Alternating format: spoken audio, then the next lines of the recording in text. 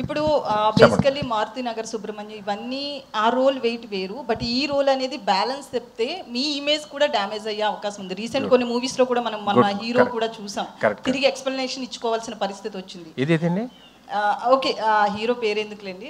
So మీరు balance చెప్తే ఈ రోల్ మీ ఇమేజ్ కంపల్సరీ డ్యామేజ్ అయ్యే అవకాశం ఉంది. సో మరి ఆ కేర్ చూసారా, మీరు తీసుకున్నారా? చాలా మంచి క్వశ్చన్ అడిగారు. అది ఇప్పుడు దాకా తట్టలేదు. ఇది ఆ కేర్ తీసుకొని ప్రసన్న గారు రాశారు. నేను రొమాన్స్ కొంచెం వద్దంటే అనేసారు, కానీ ముట్టుకోవడం లేదండి, బ్యాలెన్స్ తప్పడం లేదండి, over acting over the board లేదండి.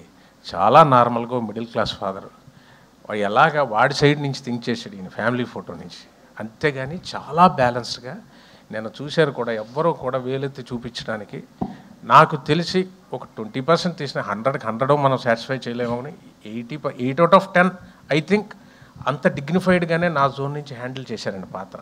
మీకు అందుకే చూడండి, నేను ఏమైనా ప్రపోజ్ చేసినా మీకు మనవలు ఉండాలండి, షుగర్లు వస్తాయండి, అవే పక్క నుంచి కొడేస్తున్నాడండి లెంపకాయలు.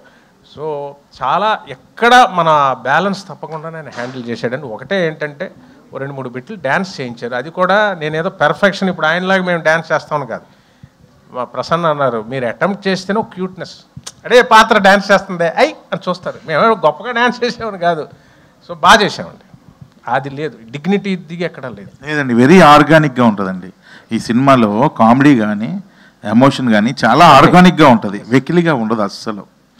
ఎందుకంటే మీరు ఆయన ఒక్కరి కెరీర్ అన్నారు, వాట్ అబౌట్ మై కెరియర్? మరి నేనేంటి? అది కదా, అంత కాబట్టి ఎంత ఒళ్ళు దగ్గర పెట్టుకొని చేయాలి కదా.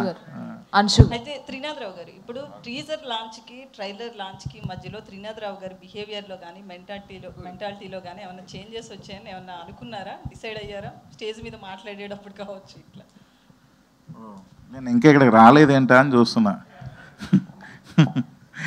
కాదండి, నేను మళ్ళీ చెప్తున్నా, అది వాంటెడ్లీ చెప్పింది కాదండి. అది మిమ్మల్ని నవ్వించే ప్రయత్నంలో గబుక్కని నోట్లోంచి జారిన విషయం. సో ఏదైనా తెలిసేసినా తెలియపోయినా తప్పే కాబట్టి నేను మనస్ఫూర్తిగా ఆ రోజు సారీ చెప్పడం జరిగింది.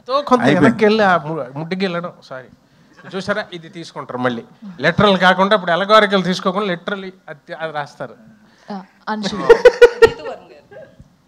సో ఇప్పుడు బేసికల్లీ మీరు కూడా చాలా చూజీగా ఉంటాయి మీ క్యారెక్టర్స్ అన్నీ కూడా, ఏది పడితే అది చేయరు, మీ లైన్ దాటరు. ఒక తెలుగు అమ్మాయి కావచ్చు, లేకపోతే యాజ్ ఏ హీరోయిన్ ఏ రోజు కూడా ఎక్కడా కూడా మాకు అనిపించలేదు.